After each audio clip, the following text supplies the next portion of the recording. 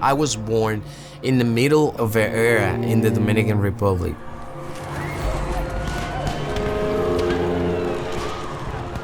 There was a lot of crime, people being killed. That was our reality.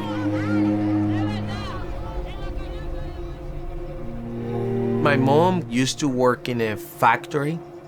She was making back in the 90s, like $1 a day. I didn't eat for days. In fact, there were days that I could only eat a cookie because that was all we could get. I do remember going to the streets to sell juice and empanadas.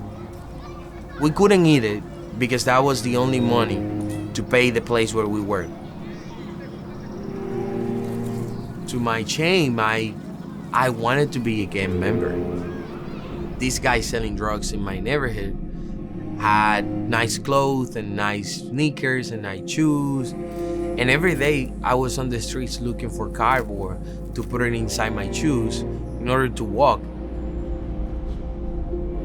But the one thing that I learned to be was to be aggressive and to fight. You learn to hide your emotions.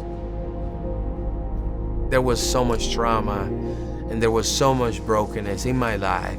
And my mom said, the reason we're in poverty is because there is not a man at home.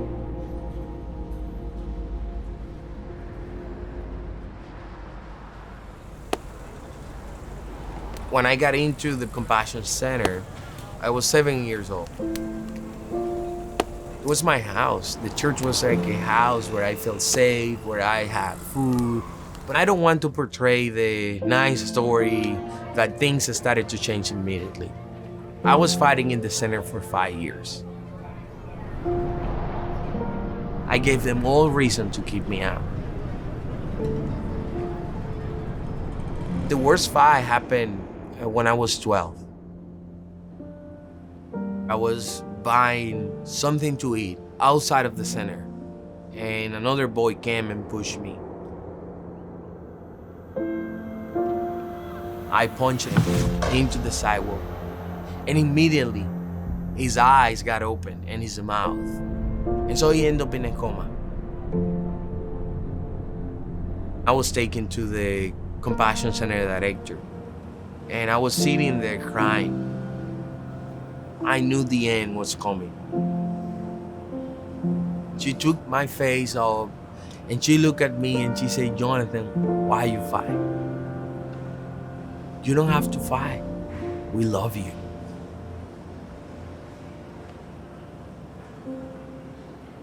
And that's the moment that I started reflecting on the path that I was taking. By the grace of God, my friend woke up from the coma. What I rightly deserved was to be kicked out of the Compassion Center, and they didn't do it. The same way Jesus died on the cross without us deserving any grace at all. That was the gospel right there. And that's the turning point in my life.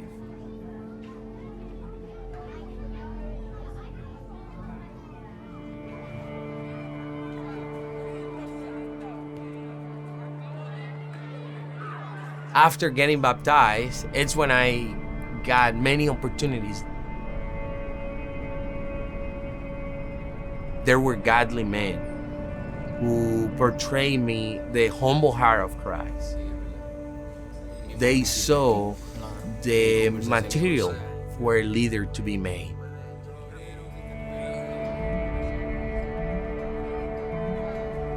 I got the opportunity to join Compassion. It was a blessing to me. Right now, I serve with Compassion International as manager of supporter engagement, but I also work in the form of public relations for Compassion here in the DR. I believe God brought me to Compassion to educate people who could have a voice for those children without hope, to understand that this is beyond sponsorship itself, but it is about helping local churches in need to be what God wants them to be.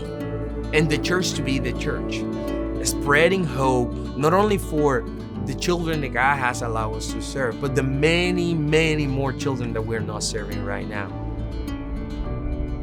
I am a testimony on how hope spread to me. Now is the time to give to others.